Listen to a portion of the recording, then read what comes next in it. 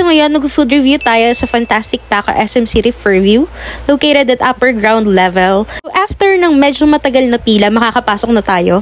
And this is my first time to try here. Sobrang catchy kasi ng name, Fantastic BAKA. So, since mahilig ako sa beef, so we're going to try this and we will rate this later kung ano ang may rate natin sa Fantastic BAKA. So, this is their setup. Wow! And they also have a lot of side dish.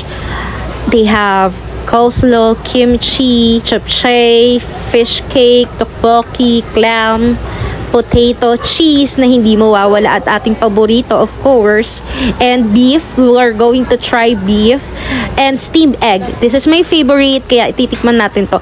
For me, masarap yung steamed egg nila. Hindi sunog, tamang-tama lang yung pagkaluto. So, perfect. So, tamang kain lang ako. Sila yung tagaluto. Moment of truth! So, for me, ang sarap ng side dish, ng beef, and other meats nila bukod sa beef, pork, and clam. I think paborito ko na yung clam. So, I will rate Fantastic BAKA as 10 over 10. Havay na havay yung food nila for me. And I really love it. I also wanted to commend their staff. Hindi sila nagkulang. Sobrang pa nga charot.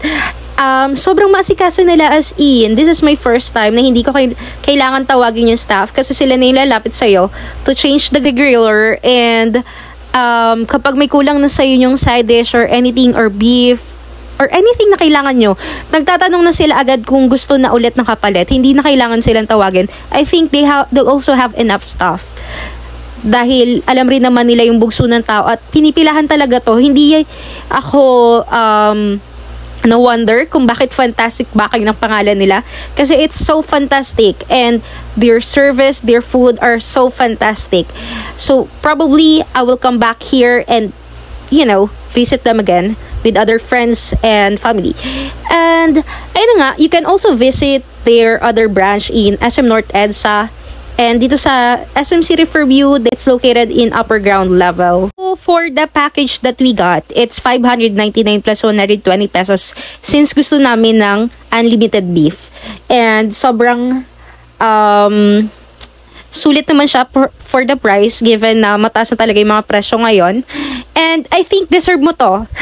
Deserve mo to. I-treat mo yung sarili mo kahit minsan. So, thank you so much for watching and until my next food review. Bye-bye!